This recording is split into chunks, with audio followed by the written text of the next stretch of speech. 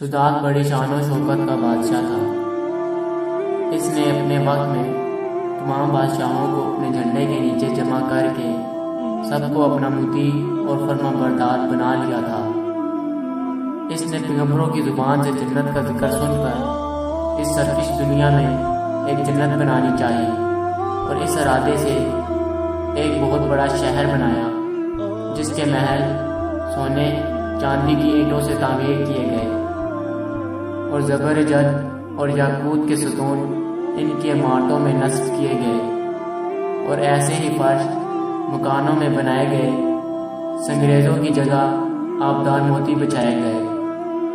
ہر محل کے گرد جواہرات سے بھری نہریں جاری کی گئی اور قسم قسم کے درخت زینت اور سائے کے لیے لگائے گئے۔ اس سرکش نے اپنے خیال سے جنت کی تمام چیزیں اور ہر قسم کی عیش و عشرت کے سامان اس شہر میں جمع کر دیے۔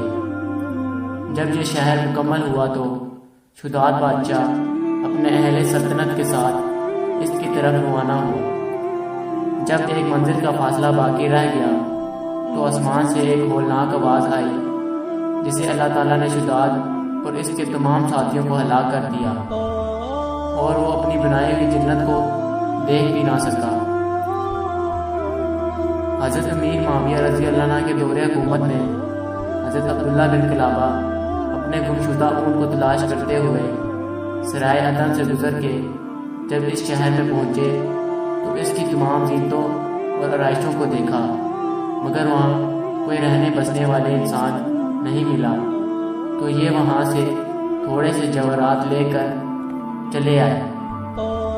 جب یہ خبر حضرت امیر معاویہ رضی اللہ عنہ کو معلوم ہوئی تو انہوں نے عبداللہ بن قلابہ کو بلا کر پورا حال دریافت کیا اور انہوں نے جو کچھ دیکھا سب کچھ بیان کر دیا۔ پھر حضرت امیر معاویہ نے حضرت کعب احبار کو بلا کر پوچھا کہ کیا واقعی دنیا میں کوئی ایسا شہر موجود ہے؟ تو انہوں نے فرمایا ہاں، جس کا ذکر قرآن مجید میں بھی آیا ہے۔ یہ شہر شداد نے بنایا تھا، لیکن یہ سب عذاب الہی سے ہلاک ہوئے اور اس قوم میں سے کوئی ایک آدمی بھی باقی نہیں رہا۔ اور آپ کے زمانے میں ایک مسلمان جس کی آنکھیں نیلی، قد چھوٹا اور اس کے آبرو پر ایک دل ہوگا، اپنے اونٹ کو تلاش کرتے ہوئے اس ویران شہر میں داخل ہوگا۔ اتنے میں عبداللہ بن قلابہ آ گئے تو کعب احبار نے ان کو دیکھا اور فرمایا باخدا وہ شخص جو شداد کی جنت کو دیکھے گا وہ یہی شخص ہے۔ امید کرتا ہوں آپ کو ہماری ویڈیو اچھی لگی ہوگی۔